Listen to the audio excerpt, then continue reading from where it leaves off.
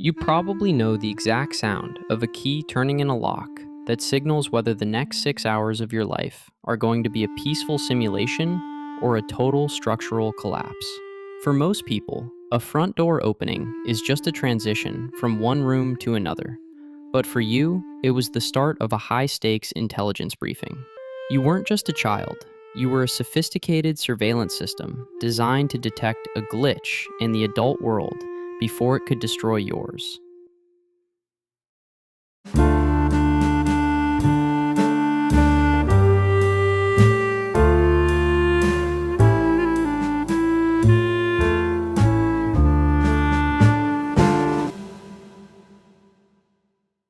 Before we dive into the mechanics of how your brain was rewired in that environment, I want to ask you something that usually makes the normal tribe uncomfortable.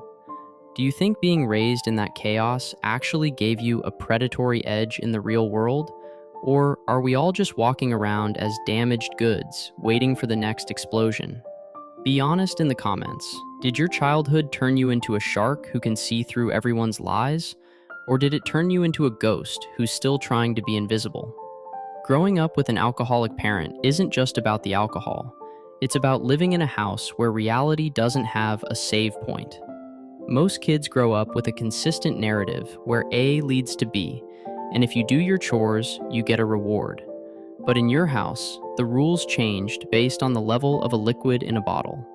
One night, you were the favorite child.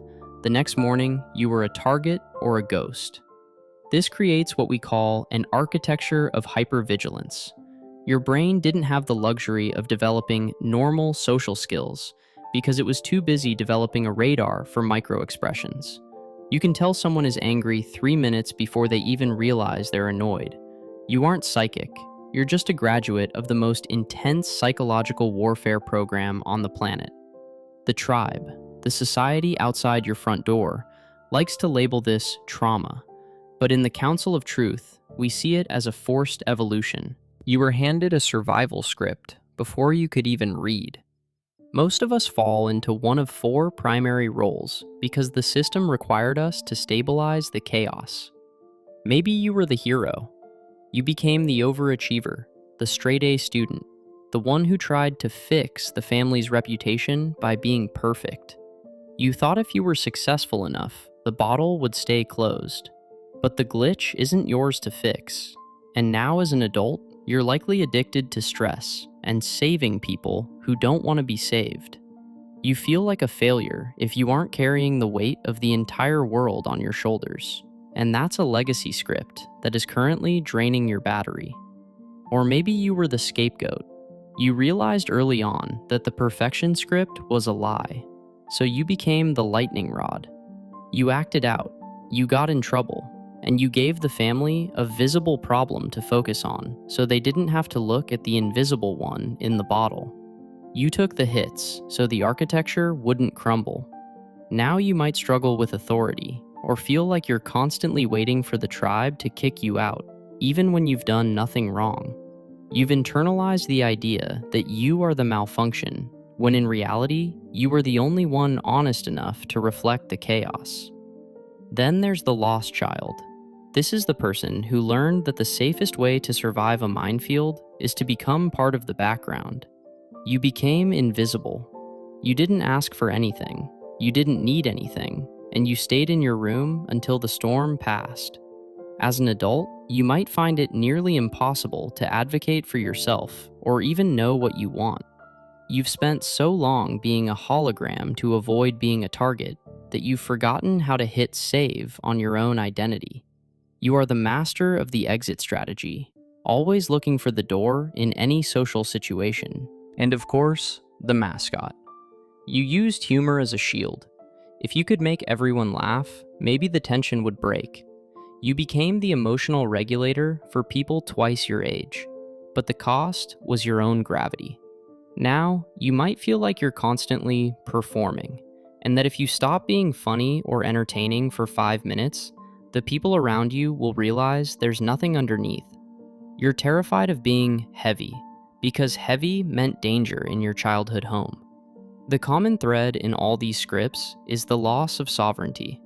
You weren't allowed to have an internal world that was independent of the parent's state of mind. If they were sad, the house was sad. If they were angry, the house was a war zone. This creates a fused identity, where you don't know where you end and other people begin. This is why, as an adult, you might find yourself in relationships with fixer-uppers, or people who have their own glitches. Stability feels boring to you. Peace feels suspicious. When things are going well, your brain starts searching for the hidden shark in the water, because your nervous system was calibrated for the storm, not the sunshine.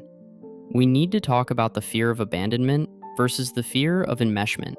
Because your parent was physically there, but emotionally offline, you developed a deep-seated terror that people will leave you. But paradoxically, because that parent was also often intrusive or volatile, you're terrified of people getting too close and consuming your identity. You're stuck in a push-pull simulation where you want intimacy, but view it as a threat to your safety. You want to be seen, but you don't want to be hunted. The normal world tells you to just let it go or forgive and move on, but they don't understand the mechanics of the blueprint. You can't just move on from the foundation of the house you're still living in. The work is about identifying which parts of your personality are actually you, and which parts are just defense mechanisms you built when you were 7 years old. That perfectionism isn't a personality trait, it's a shield. That funny guy persona isn't you, it's a distraction technique. That need to be alone isn't introversion, it's a tactical retreat. When you start to dismantle these legacy scripts, the tribe will push back. They liked you better when you were the hero who did everything for them. They liked you better when you were the lost child who never complained. When you start claiming your sovereignty, you become difficult to the people who were benefiting from your trauma. But hitting save on your own reality means being willing to be the villain in someone else's broken script. Recovery isn't about becoming normal, because let's be real, the normal tribe is often just better at hiding their own simulations. Recovery is about calibration. It's about teaching your nervous system that the key turning in the lock today isn't the same key from 20 years ago. It's about realizing that you aren't the family's minesweeper anymore. You are allowed to be unproductive. You are allowed to be unfunny. You are allowed to take up space without apologizing for the air you breathe. A lot of people think the alcoholic home is a unique tragedy, but it's actually just a more extreme version of the standard human simulation. We are all taught to perform for the tribe, but you were just taught under higher pressure. That pressure made you a diamond, but it also made you brittle. The rescue mission here is to soften those edges without losing the clarity you gained.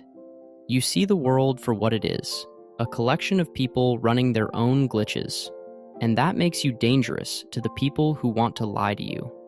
The goal of this council is to move from reaction to action. For 30 years, you've been reacting to the vibe of the room. Now, it's time to be the one who sets the vibe. It's time to stop being the fixer and start being the architect. If you spent your childhood building a shelter for everyone else to hide in, it's time to step outside and realize the sun isn't going to burn you. You've survived the simulation. Now, it's time to actually live in reality. The legacy of an alcoholic parent is often a deep sense of otherness. You feel like you're a different species trying to pass for human. But maybe that otherness is your greatest asset.